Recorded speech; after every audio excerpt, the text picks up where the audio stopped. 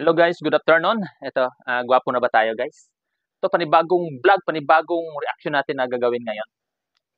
May napanood ako, talagang trending po siya guys. Isang magnanakaw. Isang magnanakaw. Naka-jacket at pantalon na may ano sa paa.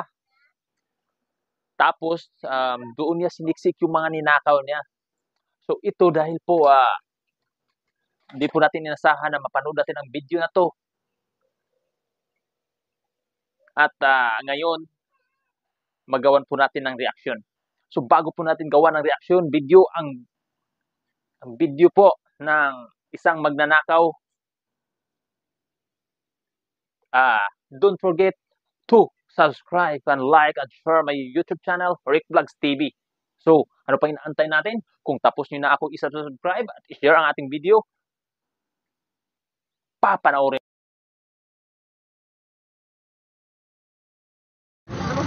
Pawisan mo pa ako, ha?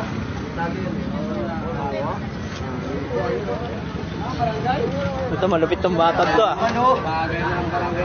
Tagal naman, oh. Kami yan, may mga ismang pala na kinuha, eh. Tagal naman. Hindi kasama yan. Ang daming kinuha, oh. Ang kinuha. Oh, instant grocery, oh. Dami mo naman kinuha pabango, gano'n ka ba kabaho? Punta na ba yan? Nagkusan na to.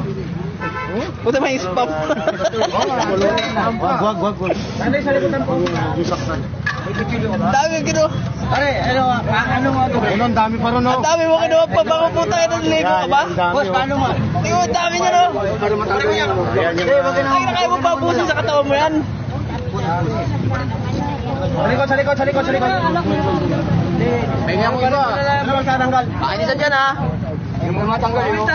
Ito kasabot ni Rudy to, eh. Yung nagtatanggal kasabot to. Nakabul. Ang dami pwede maging gaso pag nanakaw. Isa yung nakabul. Dalawa yung suot niya. Oh, bigyan niyo ng space, oh. Oh. May anak pa dito, dalawa. Putang ina, grabe. Ay, talagang sadya. So yun guys, yun po ang video. So, gawa natin ng reaction. Kung makikita niyo guys, sobrang dami talaga ang kanyang nanakaw. Napakalakas ng loob niya. Para lang doon po isiksik yung mga ninakaw niya. Buti lang po nakita po ng mga taong bayan na sa paligid. So na-confiscate po yung ninakaw niya. Yung reaction ko po, dapat guys, ang ginawa niya, hindi po sana ganun yung mga ninakaw niya. Mga ano-ano, pabango, kung ano-ano. May parang may 4 kantos pa na nakalagay doon sa po sa lagayan na basket, plastic basket. Kung pagkain yon, dapat makakain na sana.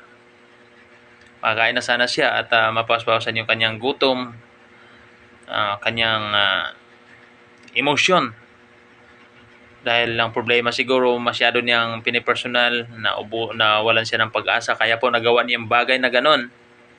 Ay hindi po natin siya ma-judge kung talagang masama siya o hindi.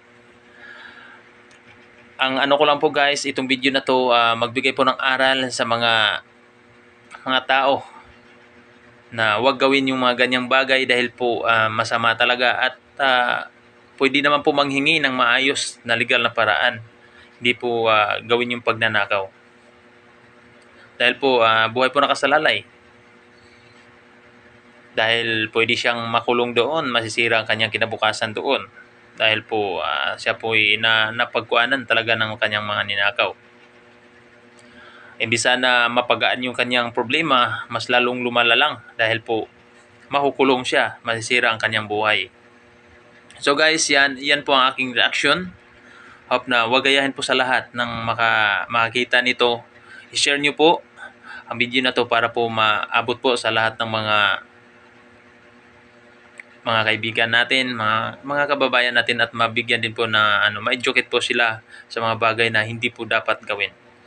Dahil tao lang naman po tayo, hindi ko po rin po masabi na kanyang ginagawa ay talagang ganun ang kanyang nagiging asal o naging habit sa paghahanap buhay. dahil po hindi po natin alam ang kanyang pinagdaanan. So yun guys, maraming salamat at saludo po ko sa inyong lahat.